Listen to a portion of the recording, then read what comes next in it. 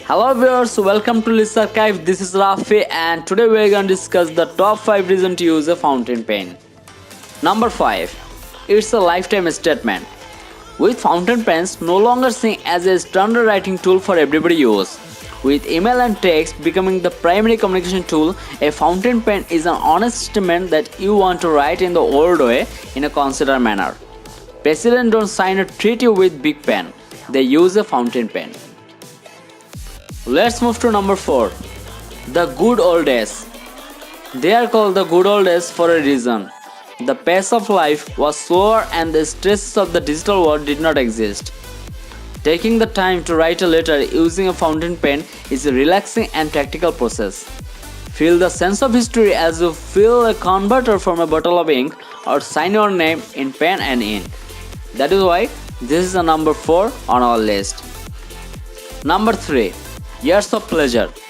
How many ballpen pens have you broken or lost? For many of us, our ballpen is a disposal item that we throw away over and over again. On the other hand, a fountain pen can last for decades if looked after well.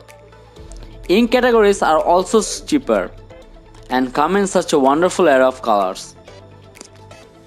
Number 2. A luxurious and expressive writing experience. Daisy Goodwin said in Sunday Times that to write with a fountain pen on creamy paper is one of life's great sensual pleasures. You can also achieve a more unique writing style by adopting your choice of nib, hold and angle of the pen. And that is why it is one of the best reasons to use a fountain pen. Now we are gonna tell which is the best reason to use a fountain pen. It improves handwriting. But does a fountain pen improve your handwriting? We recently asked various teachers what they thought, and their answers were overwhelmingly positive. Mr. Curtis, an English teacher, felt a fountain actually made him write slowly and more clearly. That is why it is the most effective reason to use a fountain pen. Please subscribe our channel and give us your feedback. Thanks for watching.